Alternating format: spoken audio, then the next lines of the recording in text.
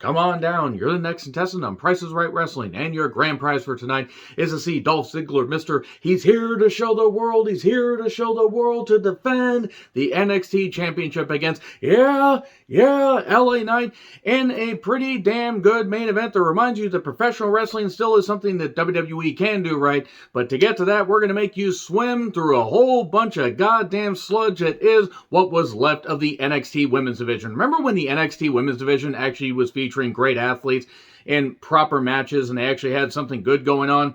Well, congratulations. You can remember that. Leave the memories alone because they're all in the goddamn trash. Fuck the goddamn creator that put this show together. I'm John Renton with my review of WWE NXT 2.0. The NXT Women's Division, despite all the talent they have, is fucking done. It is nuked. It is just a wasteland at this point. It has been a steady decline. When they feature, some matches that could actually be pretty damn good, no, they decide to just cut them off at the knees, not feature them properly, and have stupid shit like the Wendy Chu gimmick. It's dumb. It's stupid. It'd be dumb no matter what company it's in. I hate the Orange Cassidy stuff, and I don't mind comedy in wrestling. This isn't funny. And having a developmental show, here's the deal. Put it on Peacock. Put it on the cock. Don't put this on cable television, because this is embarrassing. This is really, really fucking bad. And it's not a good way to feature women. They're actually trying to go out there and be fucking athletes and not cartoonish bullshit characters from Vince McMahon's wild, wacky world of early 90s and to mid-90s WWE Raw. I understand you need entertainment, but it is getting really fucking frustrating to sit through this goddamn shitfest. And people say, oh, this is the best show that WWE produces week to week. It can even be better than some of the stuff AEW has produced. It can be better than some of the shit that a bunch of, that other companies produce. And that still doesn't mean it's very fucking good. Now, you guys can like it. I'm not telling people they're wrong. I just find it funny that anytime I say, oh, NXT 2.0 is in the fucking dirt, it's because it is. You can throw a whole bunch of goddamn bullshit at the screen and say, hey, look at what we're throwing. We're throwing all these characters and all this stuff here.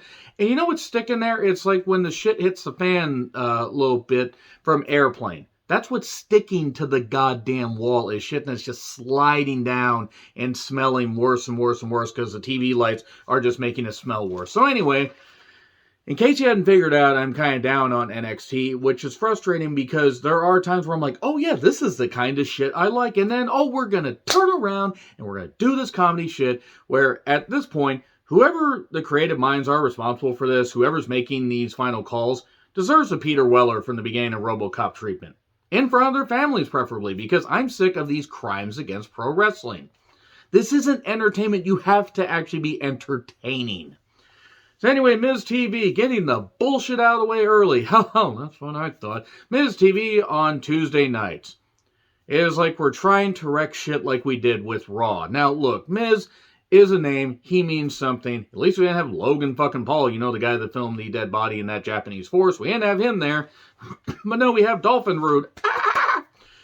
And then Rex Steiner basically was asked to leave. Hey, don't destroy this stuff. Don't look for Dolph, even though he won the championship that you technically didn't lose because he didn't get pinned. Don't worry, just leave. Stop. Just go home. Don't do this anymore.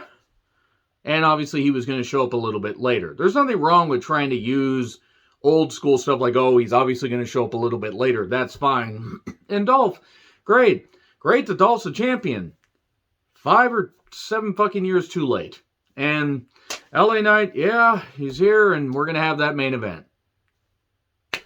That was about 10 minutes of a wrestling broadcast when we really didn't need it. I mean, I'm sorry. Is the Miz TV thing going to really fucking mean anything? Was there a point to this? Not really. I mean, I'm not saying it needs to be all developmental stars. Yes, you do need star power, but using a talk show segment when you've already oversaturated Mondays and Friday nights with all this talk show stuff, it's stupid. So Mackenzie's interviewing Cora Jade. She's got all the NXT Women's Championships. And I like Cora, but how in the world did she manage to steal these? Did she go through Toxic Attractions bags? Did she dig through the various sacks? Did she go through their belongings or whatever? And end up getting kicked out of their hotel room? Stop. Nobody asked me what I'm talking about. How did she get these championships?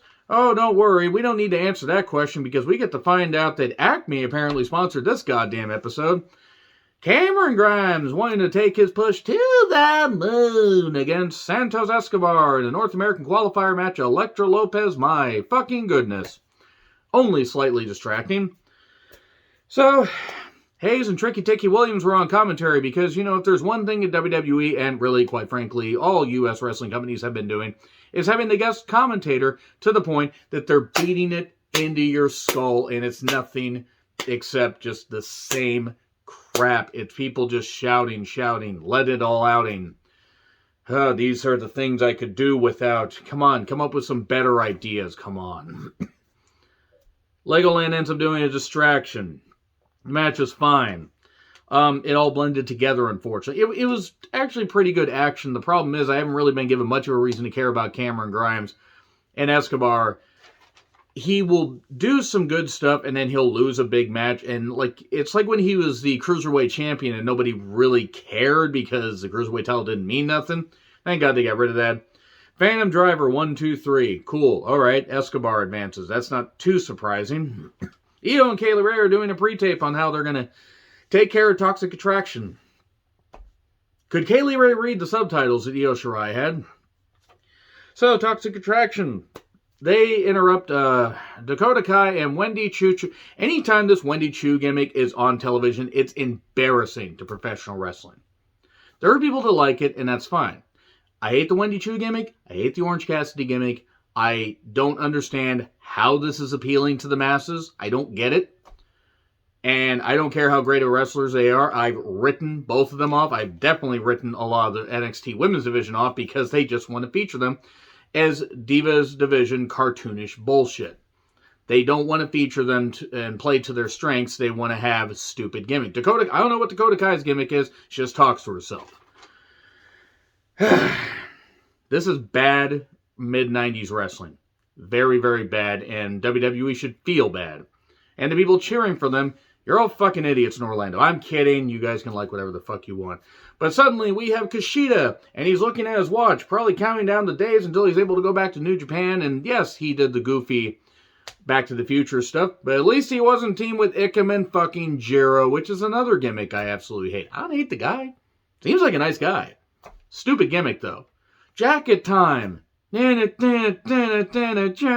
time. But Kushida was taking on A-Kid, who was already in the ring. Looks like A-Kid didn't get a entrance. I'm proud of that one, and I don't really care if anybody else is. Oh, boy. Jiro's at ringside, so that killed it, and A-Kid won. Remember when Kushida was brought in with all the hype in the world, and they actually could have done something right with him, and they have yet to do that? And anytime it seems like they're gonna, they just make him either an even more of a comedy goof than he was at times in New Japan, or they have him lose to A-Kid. And nothing against A-Kid. I've never seen A-Kid wrestle. I don't watch NXT UK. He's fine. I don't have a reason to care about this. By the way, this was another North American qualifier match. So now A-Kid gets to face Grayson Waller. Mackenzie's with Legoland. I do like the LWO, inspired Legoland Phantasm team. That's good. I like that. And then suddenly Ray and Dominic are here. Who said that Dominic should talk? I mean, I'm just going to say at least on camera. I'm sure he's a nice guy. There are plenty of people that are nice guys. Eric Watts, I'm sure, was a nice guy. Eric Watts should have never been in wrestling, and Dominic should not fucking talk. Dominic is going to bow up at Legoland Phantasm. And I guess Ray and Escobar, I mean, yes, please. I'd be for that. That would be pretty cool. And then Saray is walking down in a Japanese schoolgirl uniform, and suddenly Tiffany Shreddenstone attacks her and takes her necklace. Oh no, she doesn't have the Sailor Moon powers. You know, that stuff that was way, way past, say, by 1999. Maybe Sailor Moon was popular after that. I don't really give a shit. I don't care. It doesn't belong in wrestling. It's stupid. And she beats her in a couple minutes. This is what they're doing to the women's division. It's dumb.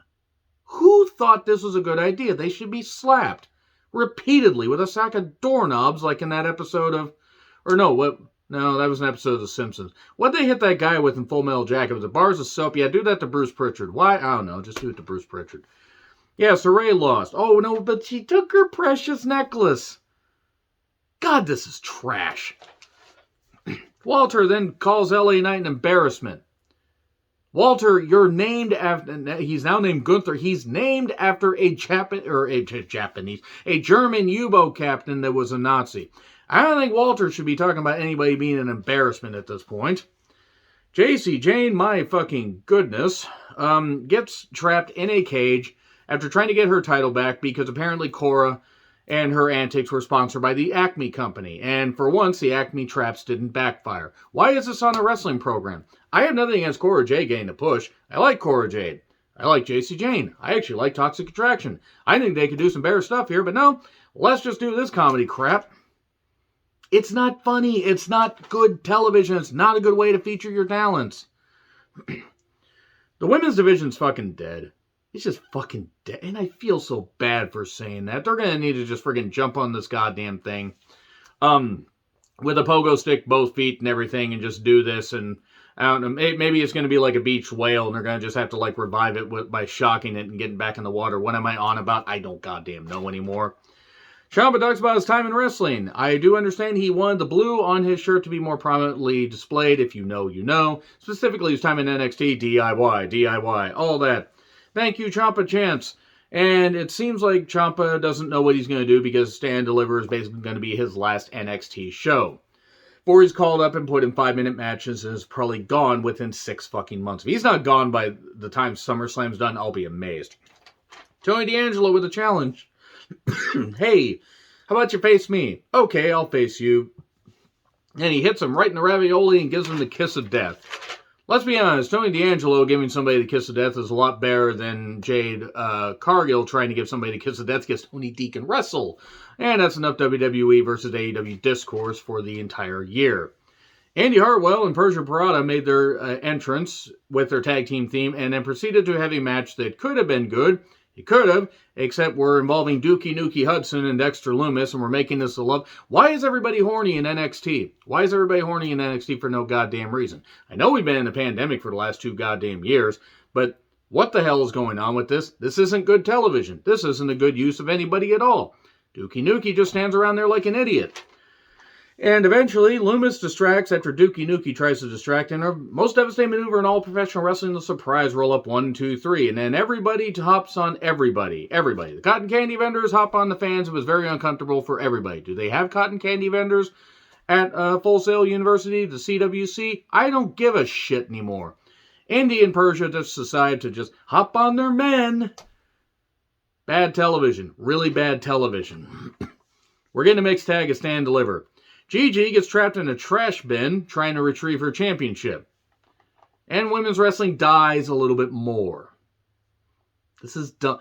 Again, Acme-inspired shit. I half expected her to trap her with a goddamn bit of birdseed. So Dominic with Ray took on Mendoza with Legoland. Again, Elektra, my goodness. She distracts Dominic. She distracted everybody. That outfit was desperately trying to hold on, just saying. And then Fallon Henley, the former Tesha Price, shows up to cause Elektra to fall off the apron or pull her off the apron and everything. And again, that outfit was really fighting to stay on.